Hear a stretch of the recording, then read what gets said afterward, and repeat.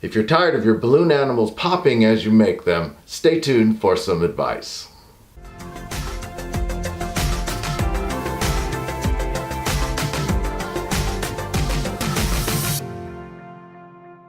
If you're tired of your balloon animals popping as you make them, we have some words of advice that may help. For beginners, having balloons pop as they make their balloon animals is a big problem. It's the number one question that we receive here at About Magic. So here's some words of advice. Number one, make sure you're using quality balloons. Now you can go to your local party store, CVS, Walgreens, etc., and probably find some long balloons that you can make a dog or simple balloon animal out of. But the pros use high quality balloons. They cost more, but they will pop less, and they're actually made for this purpose. They're extra sturdy and thick, just so you can make balloon animals. I happen to use balloons by Qualitex, but I understand there's another brand called Bellatex. I have no experience with them, but I know that Qualitex are the balloons that I tend to use, and I think a lot of professionals do as well.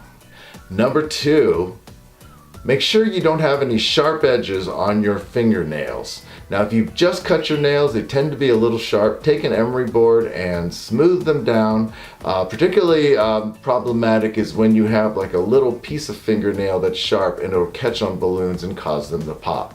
So once again, examine your fingernails. If they feel sharp like you've just cut them, take an emery board, file them down so they're nice and smooth, and your popping should be reduced.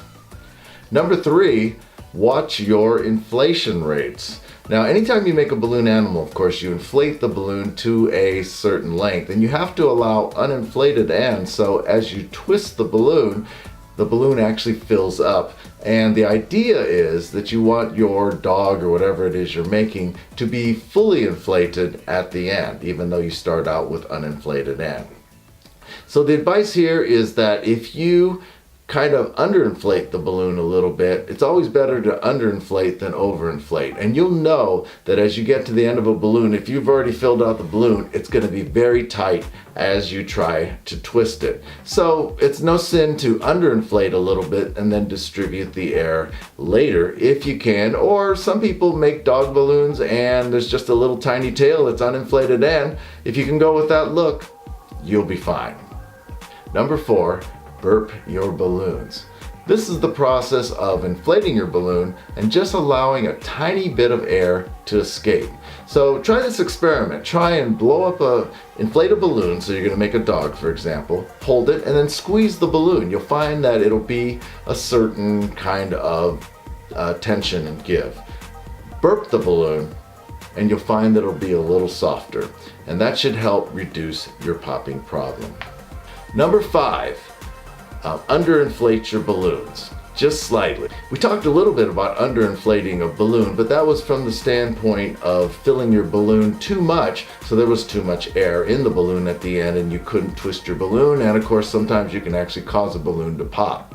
In this case, we're talking about underinflating the balloon in the beginning and then pushing down on the balloon to kind of distribute the air more evenly throughout the balloon. You'll find the balloon is a lot softer. Combine that with burping, which we talked about in the prior step, and you should have far more success with a softer balloon that's easier to twist and less prone to popping.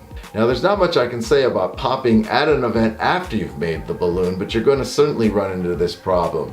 My first word of advice is if you're in a backyard or something, try and stay away from the lawns. There's a lot of different types of lawns, different grasses that tend to have sharp edges that for some reason pop the balloon. You can touch the blades of grass, they don't seem sharp, but the minute a balloon touches them, you're going to have a popping problem. And also some surfaces like concrete, roads, driveways, just depending on the material, they can cause a balloon to pop.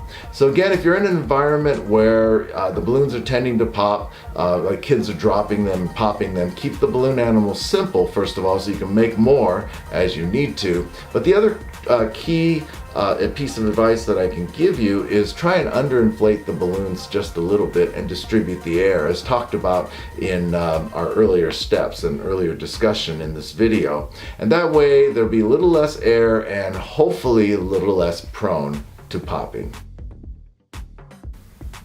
Well, thanks for watching. Here at About Magic we have a whole bunch of videos on how to make balloon animals, as well as a new series that talks about how to make money with balloons. So if you like this video, please give us a like and please subscribe for future videos. Again, thanks for watching and we'll see you next time.